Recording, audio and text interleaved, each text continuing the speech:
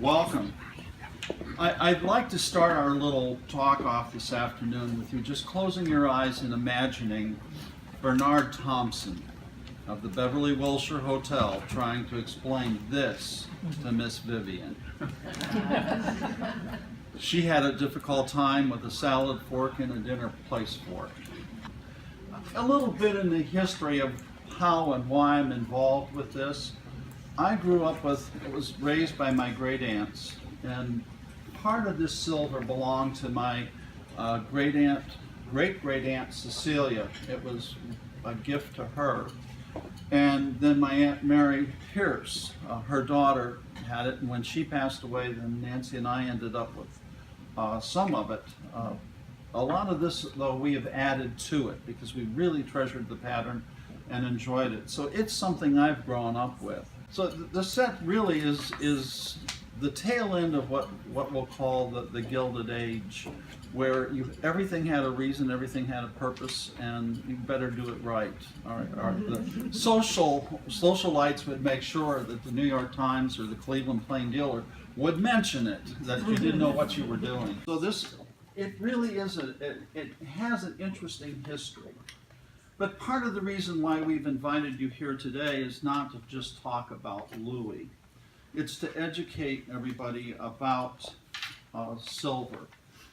Since we've been here and since I've been involved in antiques and the arts for many, many years, I keep hearing, well, what do we do with it? And everybody seems to think that the only option that's left is scrapping. Well, no, nix to that. I don't believe in that at all. And we don't seem to treat our sterling silver as we would a coin or a commodity. It is a commodity. It's silver. You can go on the exchange and see silver going up and down. We use Kitco all the time, so we know what the bid and the sell prices are continually throughout the day. It is on a slight upward movement. It's I think has gone up, I want to say 27% in the last year. But it's subject to sliding back, and it's subject to a lot of things that go on in the economy, not only in the world market, as oil does, but then things that are going on domestically in our country. My thing that really annoys me, as I say, is when I hear somebody come into the store and say, the kids don't want it, what do I do with it? Well, I want you to, when you leave here today, to know that there is something that you can do with it if you don't want it. You can sell it, so you don't throw it away. Or if you know somebody that has some silver that looks like, bring it to us. Bring it to somebody that would know what they're looking at. You may have some of that elusive silver, particularly here in the South. Some of the highest priced coin silver in the country comes from the South. When we're talking about our silver, we need to talk a little bit about care and cleaning. It's never good to throw your silver in the dishwasher. I know a lot of people do it, and particularly with the hollow handle knives, because the heat of the dishwasher and the water can soften the resin that holds the blade into the hollow handle, and then they'll separate. It's just not a good thing. However, I'd rather err in having a family member put all of it in the dishwasher than scrapping it. I really would. It's not the best thing to do, and generally it should be hand washed and then left out to air dry. You can dry it off, but still I'd leave it out for several hours to air dry so it doesn't get spotty. There were 3 standard areas for evaluating your silver, and one would have been insurance or replacement, one would have been an estate when somebody passed away, and one is just a fair market value. Well, now we're confronted with an issue called the internet. And it really does create some huge interest. And a lot of misnomers, which we're dealing with every day when people come in here. Well, I saw this spoon on the internet and they're selling it for $300. Well, time out. Is that what they're asking? Because you can ask anything you want for it. Or is that the confirmed and sold sale?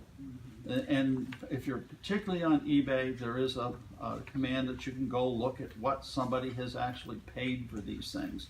And you will have a range of prices. And I think it's very important that you do that. That also gives you a better idea, if you want to sell something, what you might be able to expect for it. In talking about the insurance, that is a replacement cost.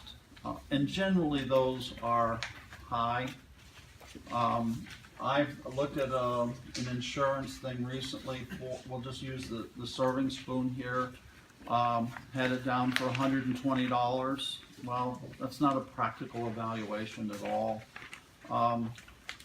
I guess it is if you're an insurance company, but that same spoon can be purchased on average for as low as $40 and probably at an extreme high of $80. So, and then when we get into estates, you all probably would much rather have a low appraisal on an estate, and generally that's what they do. They don't come in and evaluate this type of thing to an extreme level. They just don't.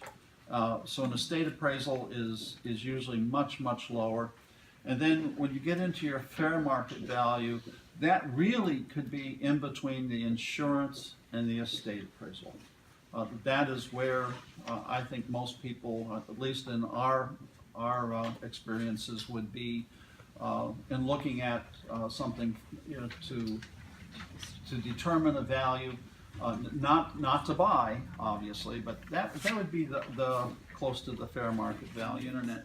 And for us in our company here, we're on a worldwide market.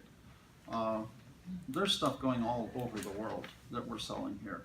So what is of no interest to somebody in Bluffton, South Carolina, is very much of interest to somebody in Hong Kong or China.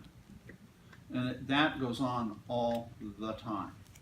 There are brokerage houses in Oregon and Washington State that are buying for customers in the Orient or in Asia, and we're sending stuff to these places all the time.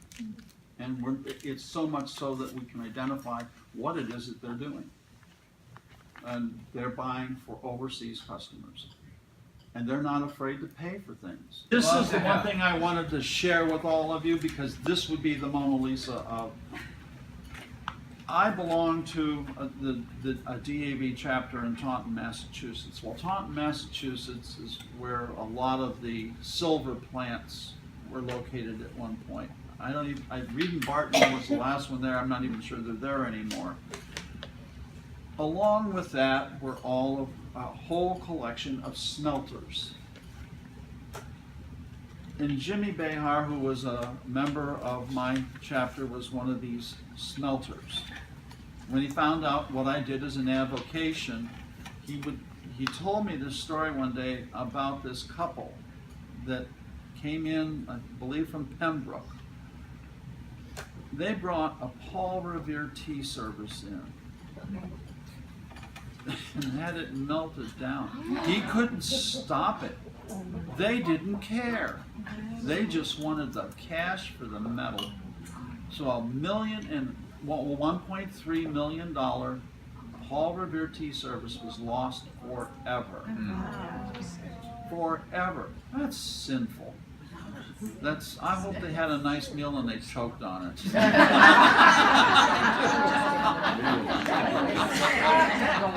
There's a lot of memories in this silver, places that we were and we collected. And whenever you're collecting, don't do it as an investment.